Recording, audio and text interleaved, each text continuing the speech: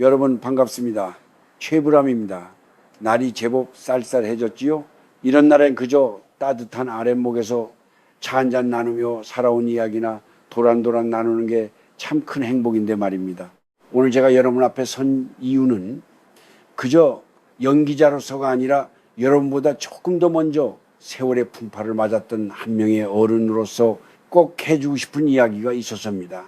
사람이 나이 쉰을 넘기고 예순에 접어들다 보면 문득 뒤를 돌아보게 됩니다. 내가 참 열심히 살았구나 싶다가도 어느 순간 가슴 한구석이 텅 빈 것처럼 시려울 때가 있어요. 왜 그럴까요? 돈이 없어서일까요? 아니면 몸이 예전 같지 않아서일까요? 물론 그런 이유도 있겠지만은 사실 가장 큰 아픔은 사람에게서 옵니다. 특히 평생을 믿어온 사람, 내가 모든 것을 내어주었던 사람에게 받은 상처는 나이가 들어도 좀처럼 아물지가 않아요. 제가 평생을 살며 깨달은 아주 엄중한 사실이 하나 있습니다. 우리 인생에는, 그리고 우리 가정에는 절대로 남에게 내어주어서는 안 되는 롱맨, 즉 집안의 기운을 결정짓는 세 가지 줄기가 있다는 것입니다. 이것은 단순히 물건을 빌려주고 말고의 문제가 아닙니다. 내 삶의 뿌리를 지탱하는 핵심적인 에너지를 말하는 것이죠. 요즘 젊은 사람들은 정이 많아서 체면 때문에 혹은 거절하기 미안해서 자기 인생의 소중한 것들을 너무 쉽게 남의 손에 맡기곤 합니다. 하지만 여러분 잘 들으세요. 나이 50이 넘어서도 이런 실수를 반복한다면 그 고통은 죽을 때까지 여러분의 그림자처럼 따라다닐 겁니다. 제가 살아보니 그렇더군요. 세상은 참 따뜻하기도 하지만 때로는 한없이 냉정해서 내가 내 자리를 지키지 못하면 누구도 나를 지켜주지 않습니다. 가족의 롱맥이라는 것은 우리 조상들이 대대로 지켜온 보이지 않는 질서입니다. 집안의 복이 흘러나가는 길목이지요. 그런데 그 길목을 남에게 빌려준다? 그것은 내 집의 대문을 활짝 열어두고 도둑을 기다리는 것과 다를 바 없습니다. 제가 오늘 하려는 이야기는 이기적으로 살라는 뜻이 아닙니다. 진정으로 나를 사랑하고 내 가족을 지키기 위해서 반드시 세워야 할 경계선에 대한 이야기입니다. 여러분, 혹시 지금 누군가에게 마음을 다치고 있지는 않나요? 아니면은 거절하지 못한 부탁 때문에 밤잠을 설치고 계신가요? 에이, 설마 그 사람이 나한테 그러겠어? 라는 아니란 생각이 여러분의 노후를 송두리째 흔들어 놓을 수 있습니다. 제가 오늘 여러분의 손을 잡고 그 차가운 현실 속에서 어떻게 하면 내 소중한 것을 지키며 평온하게 늙어갈 수 있는지 그 지혜를 하나씩 풀어보려 합니다. 이것은 단순히 돈을 아끼라는 말이 아닙니다. 내 영혼의 무게를 지키고 우리 집안의 품격을 지키는 일입니다. 이제부터 제가 드리는 말씀은 제가 수많은 세월을 연기하며 만났던 수만 명의 인생들, 그리고 제가 직접 겪으며 피눈물 흘렸던 그 교훈들의 결정체입니다. 편안하게, 하지만 마음속 깊이 새기며 들어보시길 바랍니다. 인생의 후반전은 무엇을 채우느냐보다 무엇을 지키느냐에 달려 있으니까요. 자, 이제 본격적으로 그 첫 번째 이야기를 해보려 합니다. 여러분의 집안을 일으키고 식구들을 먹여 살려온 그 손때 묻은 도구들을 어떻게 대하고 계십니까? 제가 말하는 첫 번째로 절대 빌려주지 말아야 할 것은 바로 여러분의 생업의 근간이 되는 도구와 그 속에 담긴 운용의 기운입니다. 우리 옛 어른들은 대장간의 망치 하나, 농부의 쟁기 하나도 남에게 함부로 빌려주는 게 아니라고 하셨습니다. 왜 그랬을까요? 그저 물건이 아까워서였을까요? 아닙니다. 거기에는 그 사람의 업이 깃들어 있고 그 집안의 복록이 스며 있기 때문입니다. 현대적으로 말하면 그것은 여러분의 사업 자금일 수도 있고 여러분만이 가진 기술적 노하우일 수도 있으며 혹은 여러분의 이름으로 된 면허나 자격일 수도 있습니다. 제가 아는 한 지인의 이야기를 들려드리지요. 참 마음이 어질고 거절 못하기로 소문난 분이었어요. 평생을 일궈온 작은 식당이 하나 있었는데 어느 날 절친한 고향 동생이 찾아와 사정을 하더랍니다. 자기 사업이 망하게 생겼으니 형님 가게의 명의를 빌려 대출을 좀 받게 해달라고, 아니면 그 가게의 핵심 비법이라도 잠시 가르쳐 달라고 말이죠. 이분은 우리가 남이가 하는 생각에 그리고 그 동생의 눈물에 마음이 약해져서 결국 보증과 함께 기술을 내어주고 말았습니다. 결과가 어땠을까요?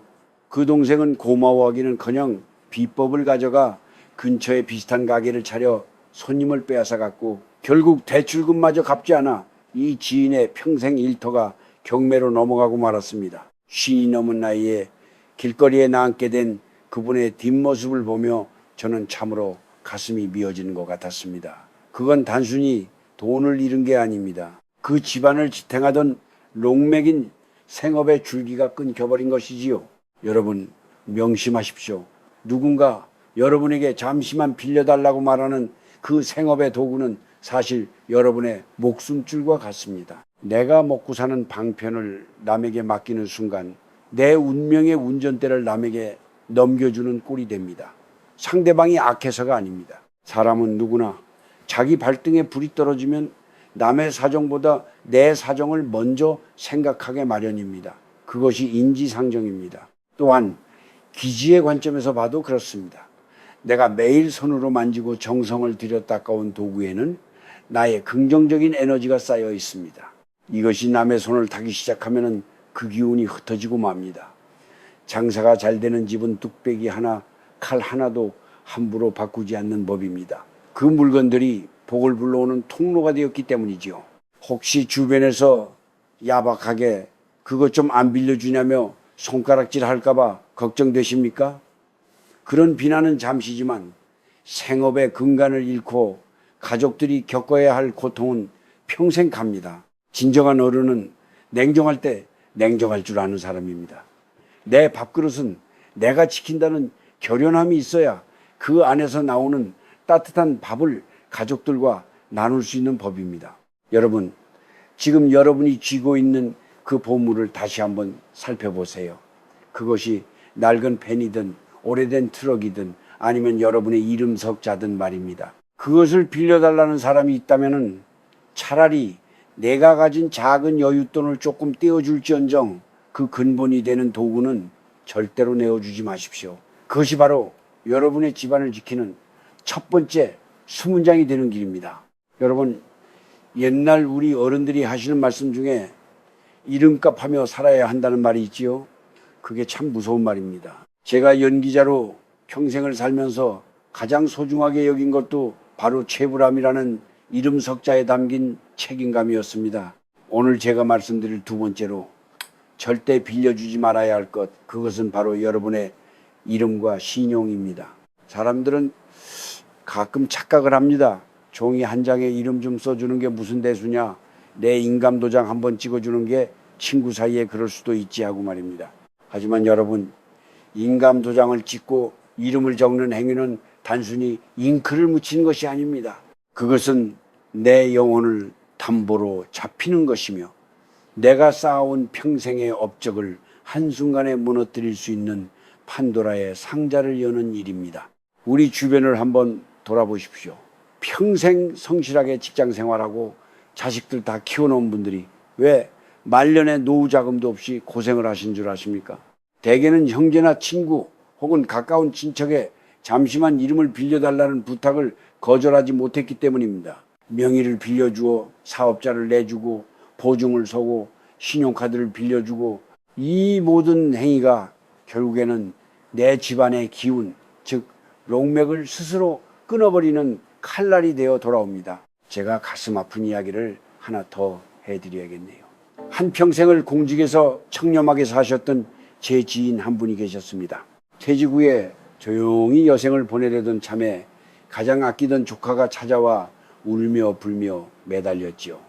작은아버지 명의로 대출만 조금 받게 해주시면 한 달 안에 갚겠습니다.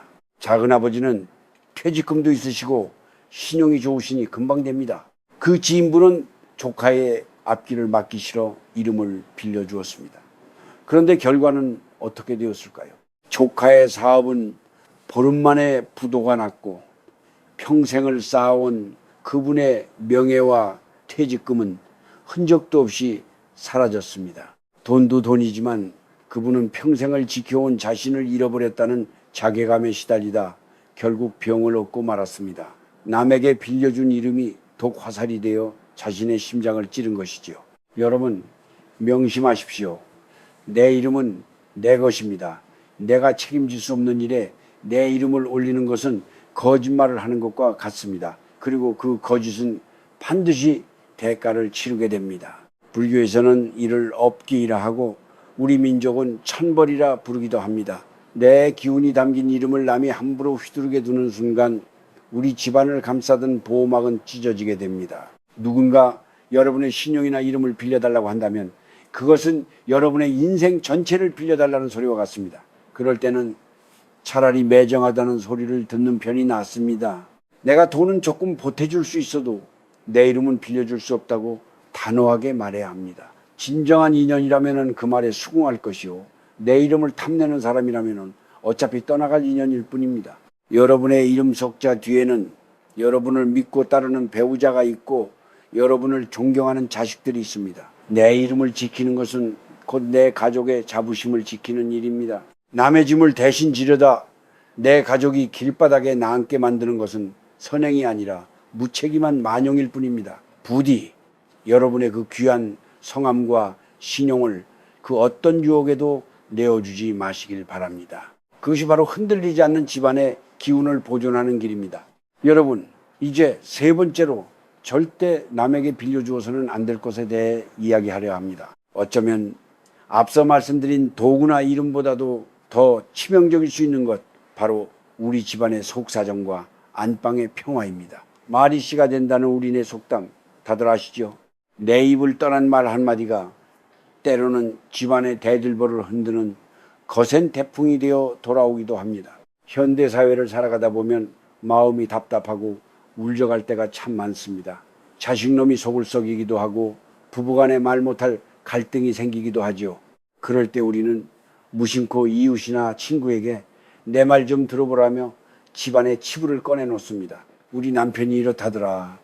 우리 애가 이번에 사고를 쳐서 돈을 얼마나 해먹었는지 모른다는 식으로 말이죠. 이것이 바로 내 집안의 기운을 남에게 빌려주는 행위입니다. 남의 귀에 우리 집안의 운명을 맡기는 것이지요. 여러분 꼭 기억하세요. 내 아픔과 가족의 비밀을 남에게 이야기하는 것은 그 사람에게 나를 공격할 수 있는 칼자루를 쥐어주는 것과 같습니다. 제가 살아오며 수많은 가정을 지켜보니 집안의 롱맥이 끊기는 시점은 외부의 공격 때문이 아니라 대개 내부의 비밀이 밖으로 새어나가면서부터더군요. 내가 빌려준 그 이야기는 사람들의 입을 거치며 살이 붙고 가시가 돋아 결국 비수가 되어 내 가족의 가슴에 꽂힙니다. 옛날 우리 어머니들은 가정의 일은 담장 밖을 넘지 않아야 한다고 가르치셨습니다. 그것은 단순히 부끄러움을 감추라는 뜻이 아니었습니다. 집안의 불화나 약점을 외부에 노출하는 순간 그 집안을 지켜주던 수호의 기운이 흩어지기 때문입니다.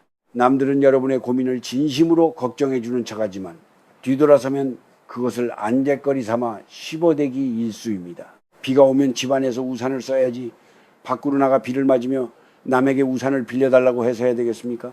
특히 나이 50이 넘어가면 자식들의 허물을 덮어주는 것이 부모의 가장 큰 덕목입니다. 내 자식의 부족함을 남에게 하소연하는 것은 자식의 앞길에 스스로 죄를 뿌리는 일입니다. 자식의 기질을 살려줘야 할 부모가 오히려 그 길을 밖으로 유출해버리니 집안에 복이 들어올 자리가 없는 것이지요. 집안에 문제가 생겼을 때는 그 안에서 치열하게 싸우고 화해하더라도 대문 밖을 나설 때는 아무 일 없었다는 듯 평온한 안색을 유지해야 합니다. 그것이 바로 가문의 기품이자 롱맥을 지키는 힘입니다. 요즘 세상은 SNS니 뭐니 해서 자기 사생활을 전시하는 것이 유행이라지만 진짜 지혜로운 사람은 침묵의 가치를 압니다. 내 가족의 결점, 재산 상태, 앞으로의 계획, 이런 것들은 남에게 구경시켜줄 물건이 아닙니다. 내가 내 집안의 평화를 남의 귀에 빌려주는 순간 그 평화는 더 이상 내 것이 아니게 됩니다. 여러분, 마음이 답답하거든 차라리 산을 찾거나 신 앞에 엎드려 기도를 하십시오. 사람이 아닌 변치 않는 자연과 하늘에 털어놓으세요. 사람의 귀는 믿을 것이 못 됩니다.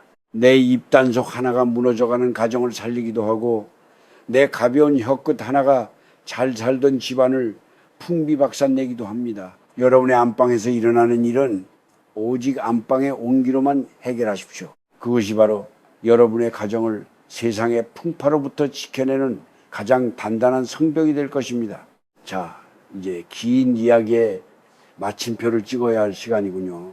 여러분, 저와 함께 나눈 세 가지 금기, 생업의 도구, 이름과 신용, 그리고 집안의 사정, 이 이야기들이 그저 야박하게 들리지는 않으셨는지요? 혹자는 말할 겁니다. 최불암 씨, 세상 그렇게 깍쟁이처럼 살면 주변에 사람이 남겠어? 정치인으로 사는 게 우리네 인생 아니요? 라고 말입니다. 허허, 맞습니다. 우리 한국 사람들에게 정을 빼면은 시체나 다름없지요. 하지만 제가 오늘 여러분께 드리고 싶은 마지막 당부는 그 정이라는 따뜻한 이름 뒤에 숨은 무책임을 경계하라는 것입니다. 진정한 어른의 정은 내가 단단히 서서 내 가족과 주변을 안전하게 지켜줄 때 비로소 빛을 발하는 법입니다. 내가 무너지고 우리 집안의 롱맥이 끊겼는데 누구를 돕고 누구에게 정을 나눌 수 있겠습니까? 인생의 후반전, 즉 50살을 넘어서는 나이는 더하기가 아니라 빼기와 지키기의 시간입니다. 젊었을 때는 세상 모든 것을 다 가질 것처럼 욕심도 부려보고 사람 좋다는 소리 들으려 여기저기 간도 쓸개도 다 내주며 살았을 겁니다. 하지만 이제는 압니다. 내 몸 하나 건사하기 쉽지 않고 내 자식들 앞길 닦아주기에도 숨이 가쁜 것이 우리네 현실입니다. 이럴 때일수록 우리는 스스로를 보호하는 법을 배워야 합니다. 여러분, 이제부터는 착한 사람이 되려 애쓰지 마십시오. 대신 지혜로운 어른이 되십시오. 누군가 무리한 부탁을 해올 때 냉정하게 거절하는 내 모습이 낯설고 미안할 수도 있습니다. 하지만 그 순간의 미안함이 여러분의 노후를 지켜줄 방패가 됩니다. 제가 연기를 하며 만난 수많은 비극적인 주인공들은 대개 아니요라고 말해야 할 때 예라고 대답한 사람들이었습니다. 그 작은 대답 하나가 인생의 행로를 천당과 지옥으로 갈라놓더군요. 그리고 이제는 물건이나 돈을 정리하듯 여러분의 마음속에 있는 불필요한 인연들도 정리할 필요가 있습니다. 내 롱맥을 탐내고 내 신용을 빌려가려 하고 내 집안의 불행을 구경거리 삼는 이들은 결코 여러분의 진정한 친구가 아닙니다. 그런 이들이 떠나가는 것을 두려워하지 마십시오. 오동나무는 천년을 늙어도 항상 가락을 품고 있고 매화는 평생을 춥게 살아도 향기를 팔지 않는다고 그랬습니다. 우리도 그런 절개와 품격을 지녀야 합니다. 지금 당장 여러분이 해야 할 일이 있습니다. 먼저 여러분의 일터를 소중히 닦으십시오. 여러분의 생계를 책임지는 그 도구를 사랑으로 보듬으십시오. 그리고 내 이름 석자가 어디서 어떻게 쓰이고 있는지 다시 한번 살피십시오. 마지막으로 집으로 돌아가 아내의 손을 잡고 남편의 어깨를 다독이며 우리 집 이야기는 우리끼리 해결하자고 약속하십시오. 그것이 바로 흩어진 복을 다시 불러들이는 가장 빠른 길입니다. 세월은 유수와 같아서 누구도 붙잡을 수 없지만 그 세월이 남기고 간 지혜는 우리 마음속에 대처럼 단단히 내릴 수 있습니다. 제가 오늘 드린 말씀이 여러분의 가슴 속에서 작은 등불이 되었으면 좋겠습니다. 어두운 밤길을 걸을 때 발밑을 비춰주는 그 등불 말입니다. 인생의 황혼은 결코 슬픈 시간이 아닙니다. 오히려 가장 깊은 맛이 우러나는 시간이지요. 여러분의 가정이 평안하고 여러분의 마음이 호수처럼 고요하기를 간절히 바랍니다. 남에게 내어주지 말아야 할 세 가지를 단단히 움켜쥐고 그 안에서 피어나는 진짜 행복을 만끽하십시오. 긴 시간 제 이야기를 들어주셔서 고맙습니다. 밖이 많이 춥습니다. 옷깃 단단히 여미시고 무엇보다 마음의 온도 잃지 마십시오. 여러분 모두의 가정에 신의 가호와 평안이 가득하기를 빌겠습니다. 부디 안녕히 가십시오.